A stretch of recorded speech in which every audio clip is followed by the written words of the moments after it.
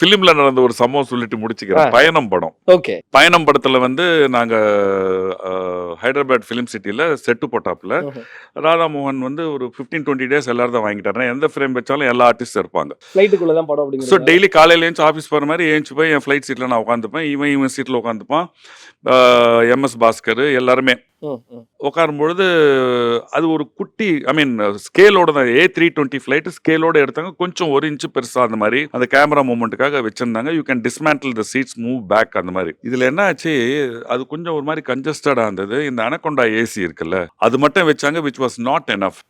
4வது 5வது நாள் வந்து என்ன ஆச்சு, ஒரு பிளாக் எடுக்கும்போது மூடிடுவாங்க, இந்த பக்கம் மூடிடுவாங்க, அந்த பிளாக் எடுப்பாங்க. அப்போ அதுல வந்து அந்த பிளாக்ல ஒரு 30 பேரோ இல்ல 20 பேரோ இருப்பாங்கல்ல, ஒரு மாதிரி ஒரு சஃபகேஷன் வரும், உட்காந்துனே இருக்கணும். இதுல எவனோ ஒருத்தன் என்ன பண்ணா, he had some issue and he farted. இது நாங்க வந்து பொறுத்துக்கிட்டு அப்படியே இருந்தோம், பண்ணோம். இது என்னாச்சு, இவனும் இருந்தா நானும் இருந்தேன். இப்படி பாக்குறான், நானும் பார்த்தேன். இது யாருன்னு சொல்ல தெரியல.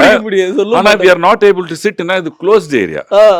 ஐயோ, ஃளைட் நீங்க யோசிச்சு பாருங்க, உள்ள நடக்கிற விஷயம். யார் வெளியிலயும் போவாது. இது வெளியும் போல, இங்க பிளாக் பண்ணிட்டாங்க, அந்த சைடு காக்பிட் அங்கேயும் பிளாக் பண்ணிட்டாங்க. அதுக்கப்புறம் என்னாச்சு, ஒரு 10 நிமிஷத்துக்கு அப்புறம் வெளியே நாங்க இறங்கி ஒரு வாக் போயிட்டு வந்து மறுபடியும் உட்கார்ல, டீ பிரேக் மாதிரி